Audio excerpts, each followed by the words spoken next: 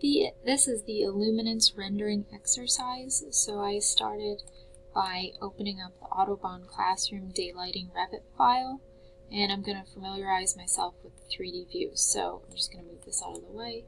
It says to open each one of the 3D perspectives so that you can take a look at it and just see the differences between these. So you can see, like, this says a classroom with light shelves, and you can see, let me see if we can find the light shelves in here. They're underneath the windows.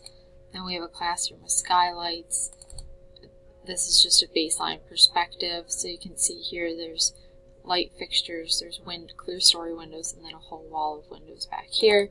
Here's a perspective where you can see the light shelves, so there's light shelves underneath the windows over here, like the ones in the SATC building.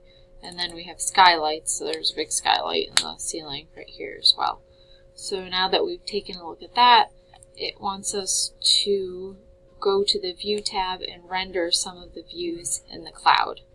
So I'm going to start on the perspective baseline drawing, and I'm going to go up to View, and you'll see up here we have Render, Render in Cloud, and Render in Gallery. It wants us to use the Render in Cloud. So step 1, step 2, and step 3 for this, we're going to hit Continue. You have to make sure that you're signed into your Autodesk 360 account, which I am. Up here you can see my name. If you're not signed in, close out of this, sign in, and then go back to Render in Cloud. Okay, now we're going to check our settings. So it says Render all 3D views, so we're going to click that, which will take a while. The output type is going to be an Iluminance.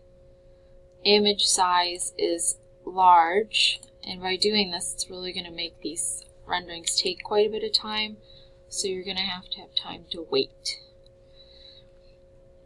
We're going to set the date to 2016-09. So 2016-09, and then 21. And then the time is going to be 1300 hours. And I'm just using the tab key to arrow over so I can type in 1300.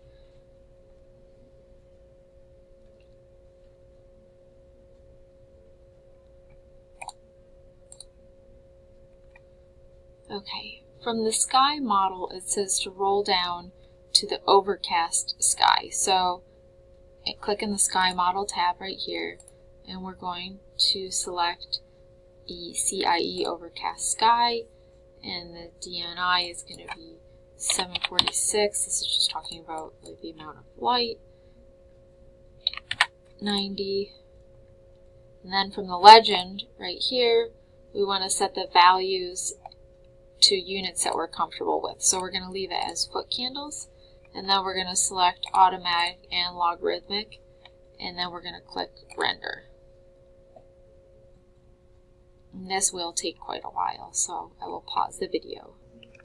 So after your renderings are finally complete, you can click on Render Gallery, and it will open up your Autodesk renderings that are in the cloud.